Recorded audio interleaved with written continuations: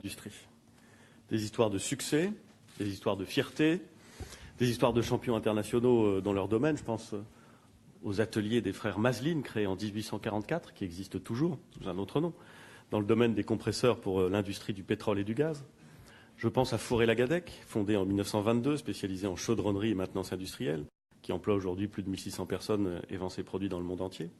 Je pense à Sidel, cette entreprise qui fabrique les machines, qui fabrique les bouteilles en plastique et qui, partout dans le monde, permettent de boire de l'eau, et pas seulement de l'eau, sans compter les très grands fleurons nationaux, tels que Air Liquide, EDF, Eiffage ou Total, qui ont trouvé leur bonheur au Havre. Mais je pourrais aussi vous raconter des histoires qui finissent mal. Celle des frères Caillard, qui sont les premiers à avoir installé des grues sur le port du Havre en 1859 et les premiers à avoir fait en sorte que ces grues sur le port soient des grues électriques. On en voit la première représentation dans une peinture du début du XXe siècle. Ces premières grues électriques qui ont été constitué un changement formidable pour ceux qui travaillaient sur les quais. Eh bien, cette entreprise, Caillard, elle a fermé ses portes en 2001. Celle des ateliers normands, celle des tréfileries, celle des corderies de la Seine, qui ont toutes, d'une certaine façon, mal fini.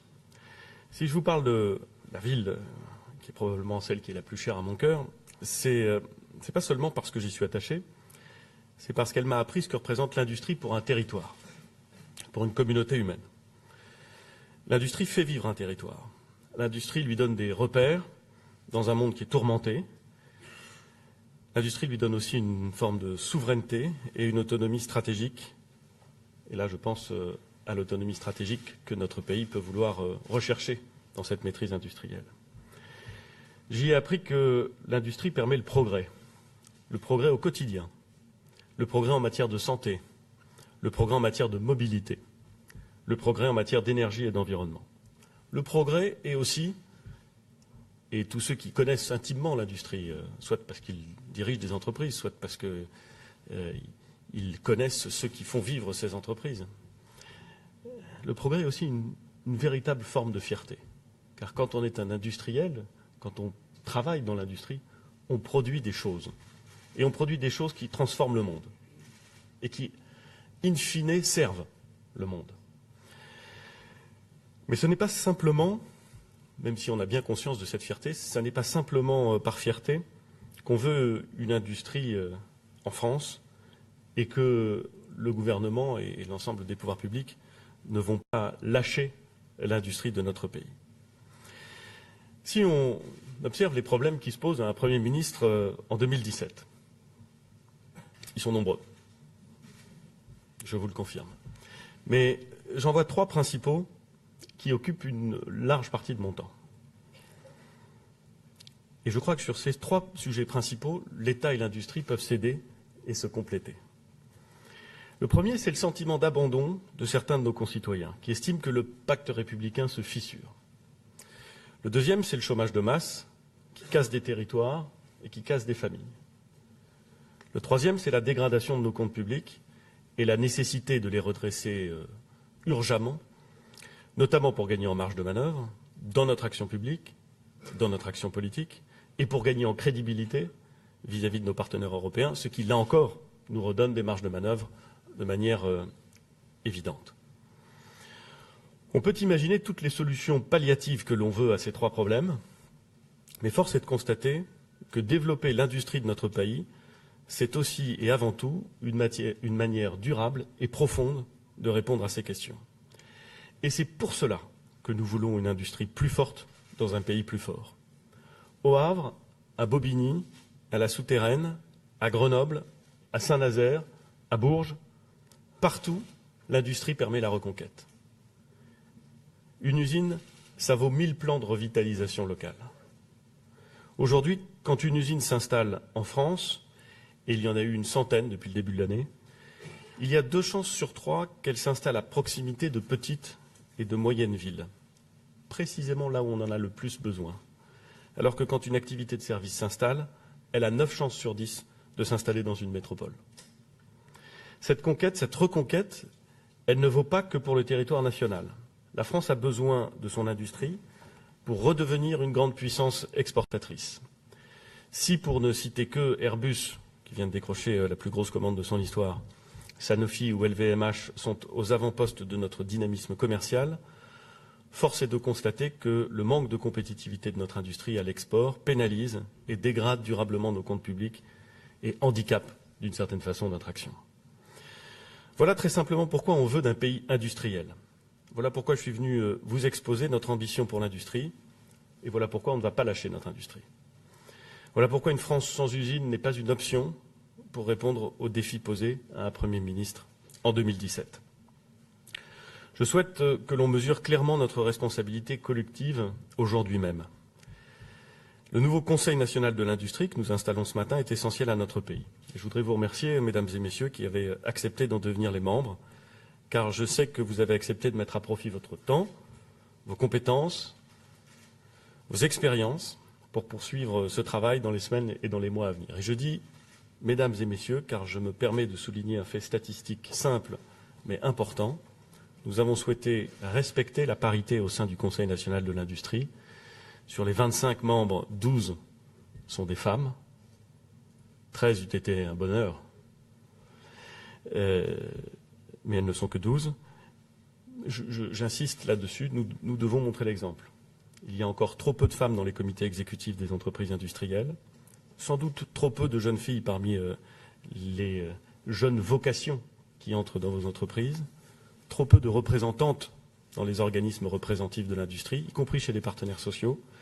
C'est un défi que nous devons collectivement relever et que l'industrie doit, pour sa part, participer à relever. Mais revenons à notre sujet principal du jour. Il faut le dire, on n'a pas fait collectivement assez pour l'industrie. L'industrie française est désormais au 8e rang mondial. Elle est derrière l'Italie et elle demeure 3 fois plus petite que l'industrie allemande. La production industrielle, le moral des chefs d'entreprise, l'investissement frémissent depuis quelques mois. Tant mieux. Les carnets de commandes n'avaient plus été aussi fournis depuis 2008.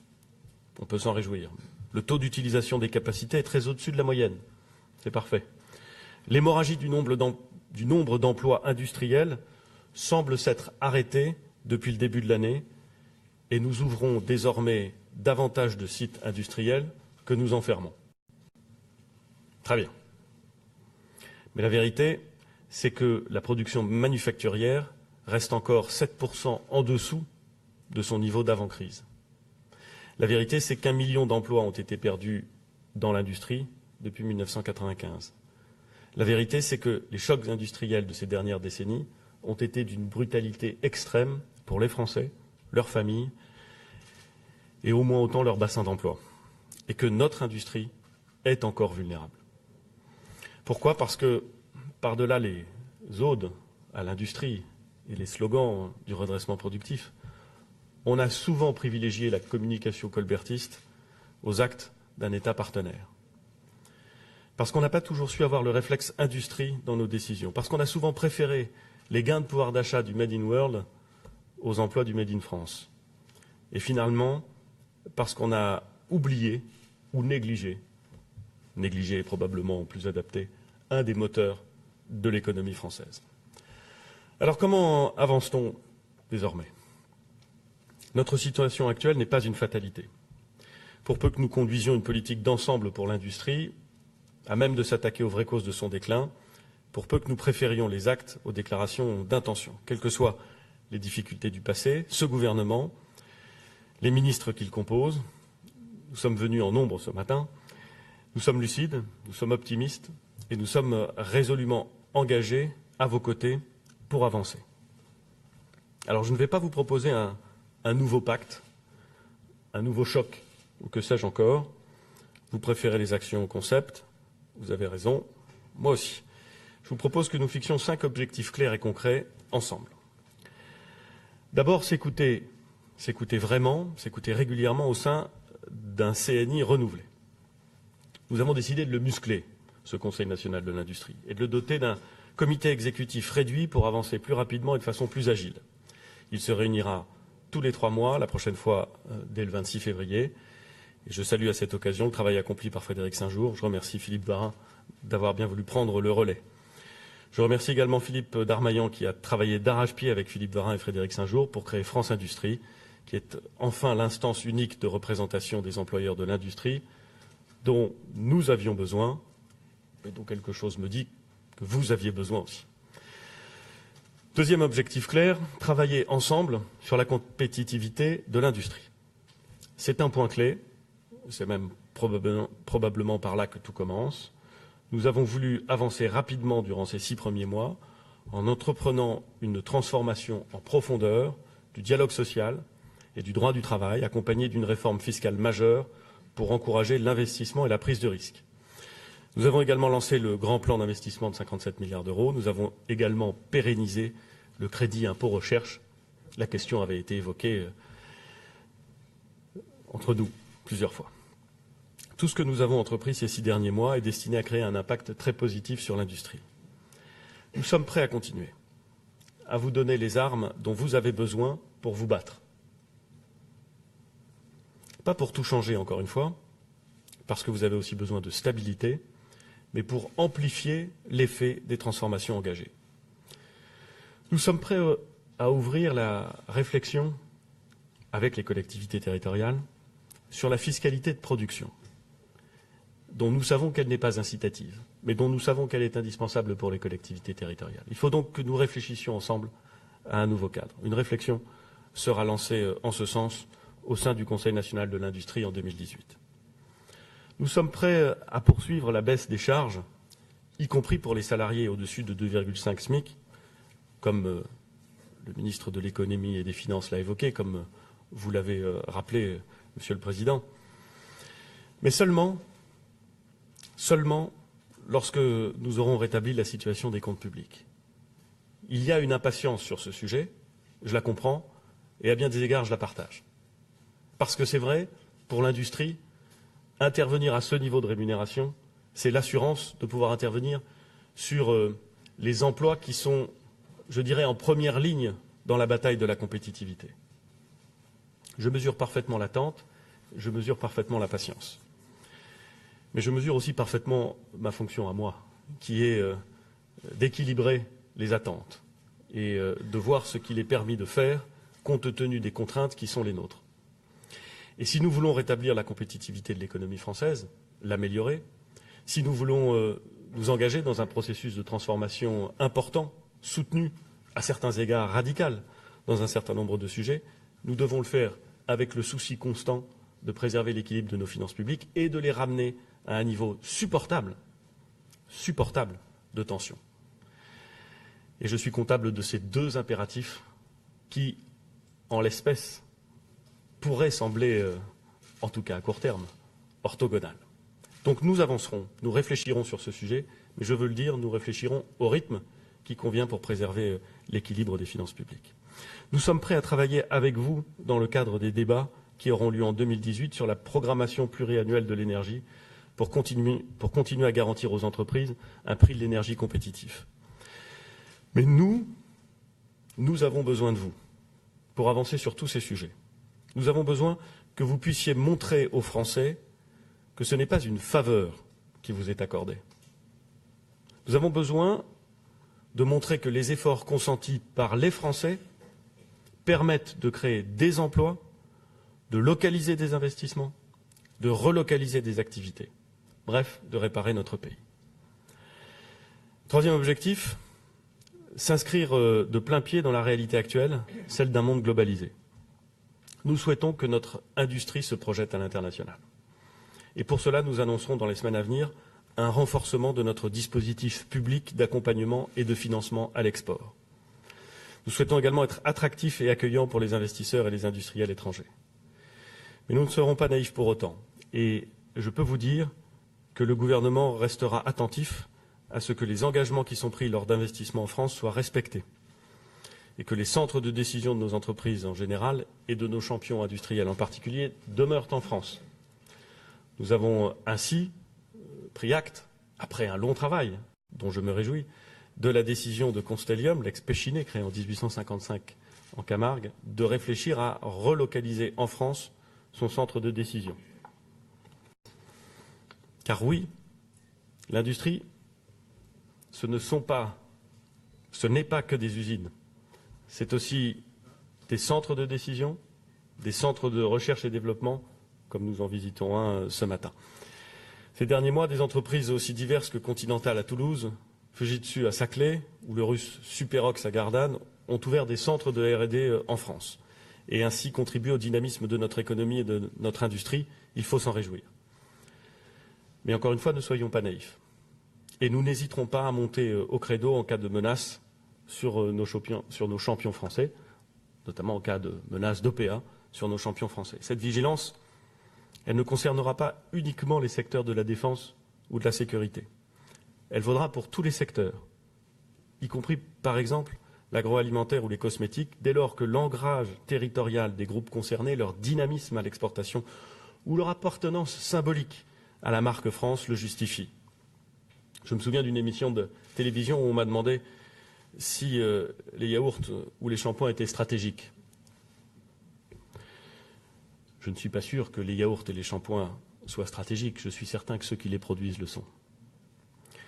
Pas de naïveté donc dans notre approche du monde, mais en contrepartie, une ouverture franche à l'Europe. Je voudrais faire un plaidoyer en faveur de notre politique européenne de l'industrie. Le président de la République est très clair sur ce point.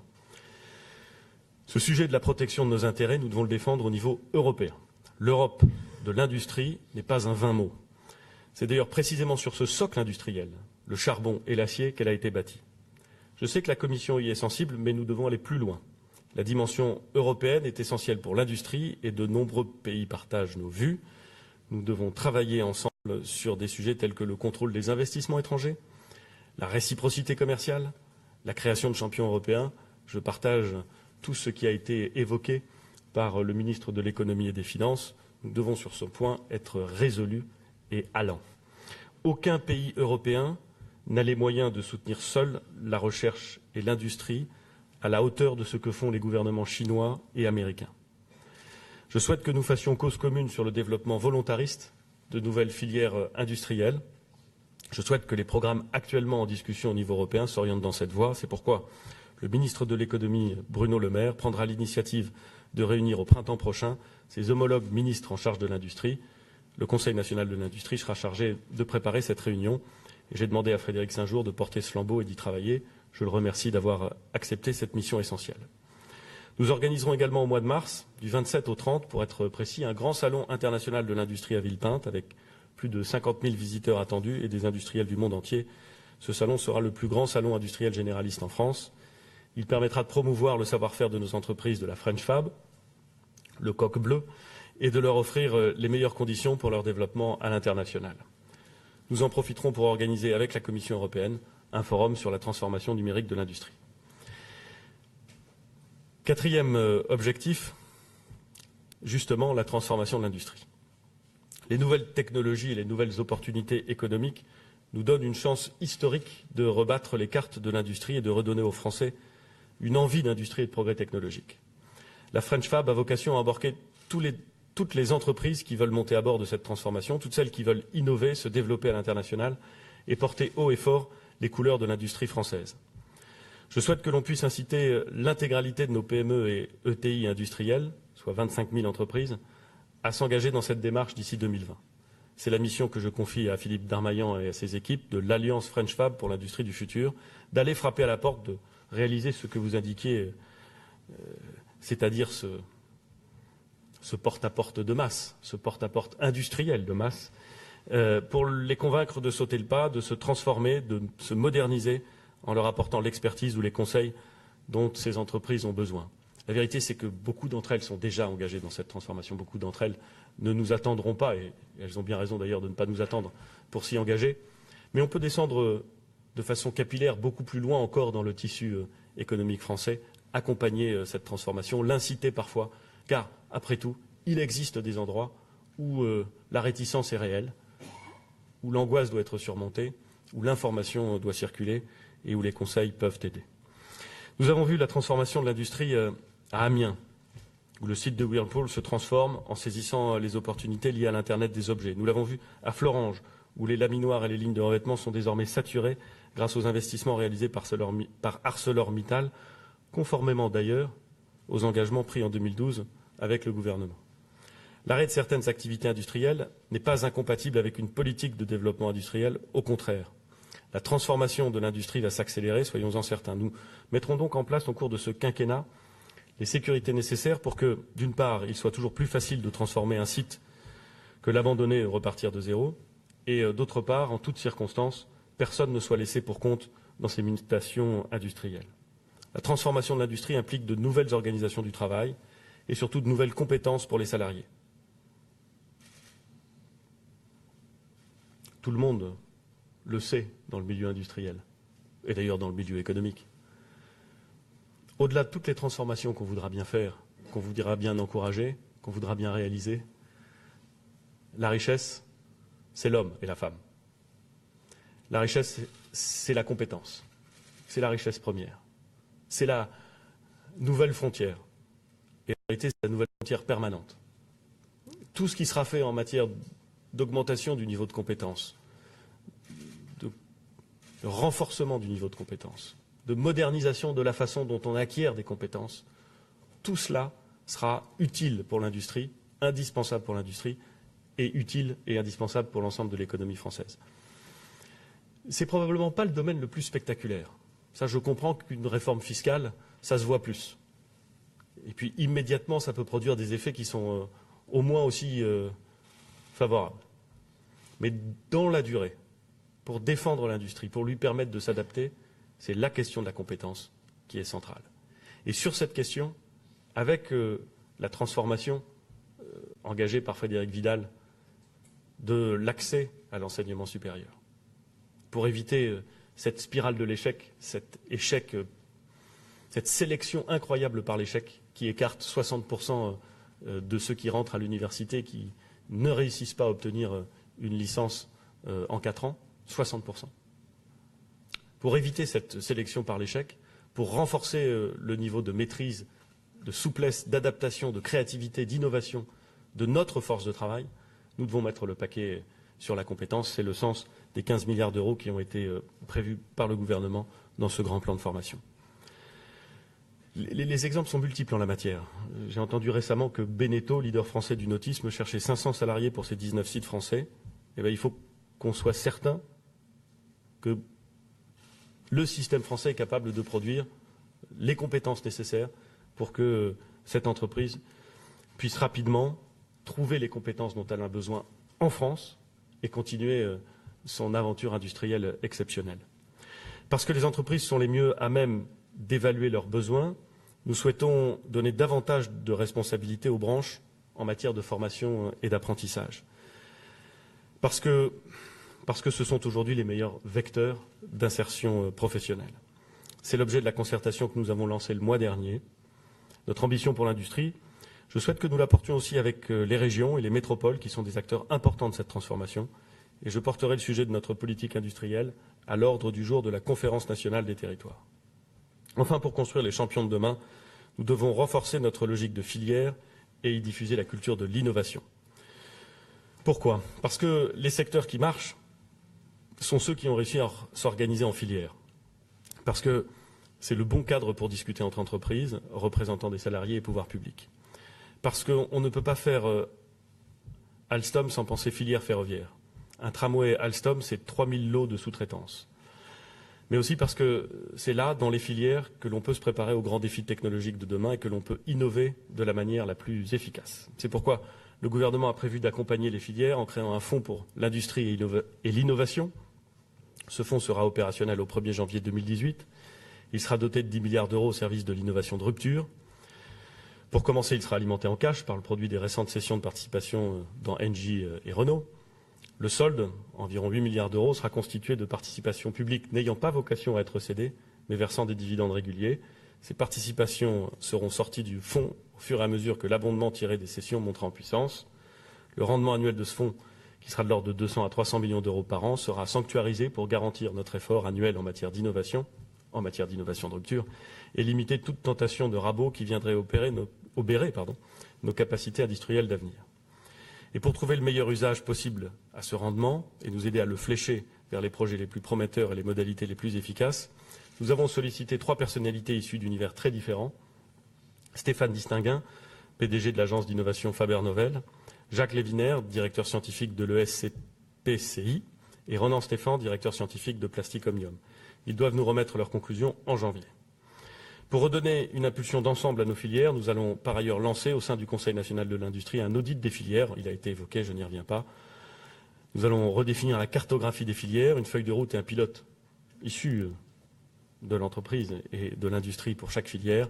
Nous officialiserons les adaptations nécessaires lors du prochain comité exécutif du Conseil national de l'industrie qui se tiendra, je l'ai dit, le 26 février. Nous avons esquissé des travaux ce matin pour le secteur automobile, premier secteur industriel de France en nombre de salariés. Et je crois que ce que nous venons de faire pour l'automobile est assez emblématique de ce que nous devons faire ensemble pour chaque filière dans les mois qui viennent. Vous avez rappelé les défis du secteur automobile, des véhicules de plus en plus connectés, de plus en plus autonomes, de plus en plus propres, des technologies qui se croisent. La voiture de demain sera à la fois un centre multimédia, une capacité de stockage d'énergie et une intelligence artificielle. La France doit être au rendez-vous de cette révolution de la mobilité. D'autant que de nouveaux acteurs sont sur la brèche. Entre les chimistes chinois et les groupes du numérique américain, personne ne nous attend. S'agissant du véhicule autonome, les progrès sont rapides sur le plan technologique et la mise sur le marché de véhicules totalement nouveaux est envisageable dans les quelques années qui viennent. Mais cela requiert une transformation profonde du cadre réglementaire, nous l'avons vu ce matin, dans des domaines d'ailleurs assez variés, un aménagement des villes et des territoires, une offre industrielle performante, une adaptation des compétences, je l'ai dit, qu'il va nous falloir accélérer. C'est pour cela que nous avons nommé Anne-Marie Idrac, haute responsable aux véhicules autonomes, pour coordonner les travaux gouvernementaux français dans ce domaine. C'est pour cela également que nous avons retenu 7 filières pour lancer la première feuille de route sectorielle du Conseil national de l'industrie. Anne-Marie Idrac et le comité stratégique de la filière automobile devront travailler étroitement ensemble. Nous attendons leurs premières conclusions pour le mois de mai prochain. S'agissant du véhicule électrique, et plus particulièrement des batteries, il faut que nous soyons en capacité de faire émerger une offre européenne compétitive pour équiper les 9 millions de véhicules électriques qui seront en circulation en 2020. On ne peut pas se contenter d'un recours à l'offre asiatique, alors que la batterie représentera à l'avenir une partie importante de la valeur d'un véhicule. C'est stratégique à la fois pour les États européens et leurs constructeurs, afin de sécuriser sur le long terme nos sources d'approvisionnement. Nous devons donc travailler ensemble et avec nos partenaires allemands. Je sais que les constructeurs français y sont prêts. Comme nous avons commencé à le faire ce matin pour l'automobile, nous devons être capables de tracer la feuille de route de chaque secteur, d'identifier des objectifs clés, de construire des démarches de recherche et développement, de préparer les investissements nécessaires et les compétences de demain. Ainsi, nous lancerons progressivement d'autres sujets dans le programme de travail du Conseil national de l'industrie. Comment, sur la filière électronique, préparer les composants du futur qui seront sur tous les objets connectés dans 10 ans? Et comment poursuivre le dynamisme de l'écosystème grenoblois, où STM a notamment embauché 300 personnes en 2017? Comment préparer les modes de transport du futur, avec les filières aéronautiques, ferroviaires, navales? Comment se positionner sur les biotechnologies? Nous réunirons cet été à Paris le 8e comité stratégique des industries de santé, avec comme objectif de faire de la France un territoire d'excellence pour attirer et développer les solutions de santé de demain.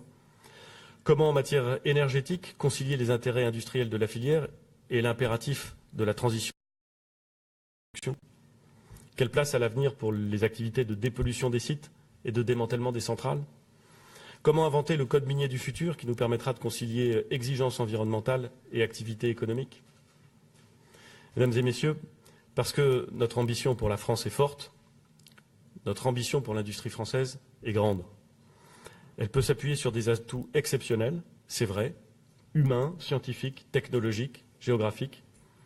Elle peut s'appuyer sur une volonté commune de reconquérir le terrain perdu dans certains domaines au cours des dernières années et surtout de conquérir ensemble de nouveaux territoires en termes de créativité, d'innovation, mais aussi d'usage pour tous les Français et pour tous les utilisateurs des produits ou des solutions françaises dans le monde entier.